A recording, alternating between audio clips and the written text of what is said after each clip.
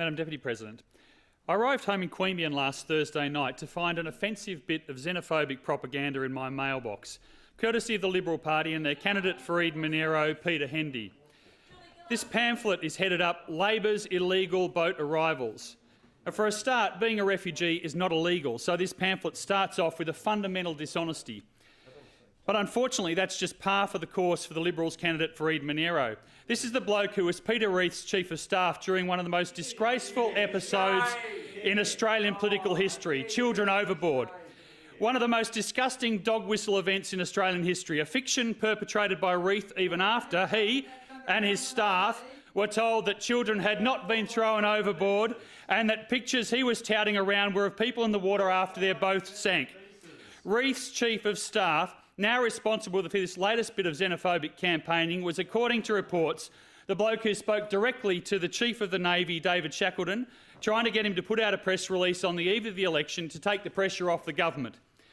He's the same Chief of Staff who received the Department of Foreign Affairs Situation Report 59 on HMAS Adelaide's dealing with Sev 4, which does not mention Children Overboard. And who knows if he's the staffer to whom Reith said, well, we'd better not see the video, after he was told the video evidence contradicted his claims. So here he is again, Peter Hendy, running another campaign trying to blow the dog whistle of racist, xenophobic and dishonest asylum seeker politics. Yes, this is the same Peter Hendy who, speaking again as Peter Reith's staffer, told the Sunday Herald Sun on September the 6th, 2009, quote, I think the waterfront dispute was a political success.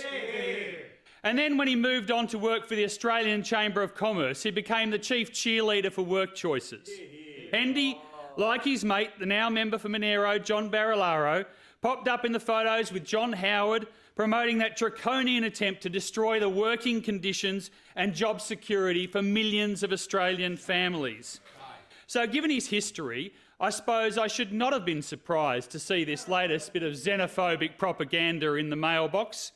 This is the bloke who has a well-established history of saying anything at all to win votes and being willing to scrape the very bottom, being willing to scrape the very bottom of the barrel along the way.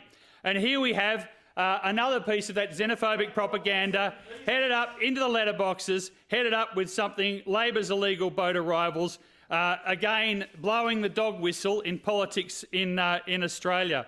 Now let's compare that person who's willing to put this sort of thing in the letterbox, be a party to Peter Reith's deceit on Children Overboard, be a party to depriving working people of their working conditions. Let's compare that person to the person that they're asking to vote out in Eden-Monaro, Labor's member Mike Kelly. Mike Kelly, a person who has served with great distinction in the Australian Army, a digger who's served with great distinction for the Australian Army in a number of the world's worst and most dangerous trouble spots. An Army lawyer who helped to blow the whistle on the Iraq wheat for cash scandal. A person who has represented Eden-Monaro now for 2 terms with dedication, passion and honesty. Dedication, passion and honesty. And a person who has delivered every commitment he made to Eden-Monaro. A person who is delivering right now the NBN to the people of Queanbeyan, the NBN to the people of country New South Wales, which will change the way we communicate with people in country New South Wales. So that's the choice that people have in September in Eden-Monaro. On the one hand, a person whose history is of being part of dog whistle politics in Australia, dog whistle politics like Children Overboard as Reith staffer, being one of Reith's staffers when he sent in the people into the docks, and being a party to as a cheerleader for work choices in Australia.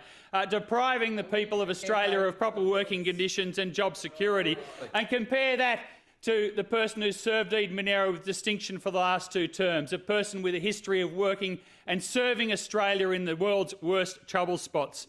For any thinking voter who's received this latest piece of Liberal Party propaganda in their mailbox, there is no choice in September. They've got to vote for Mike Kelly.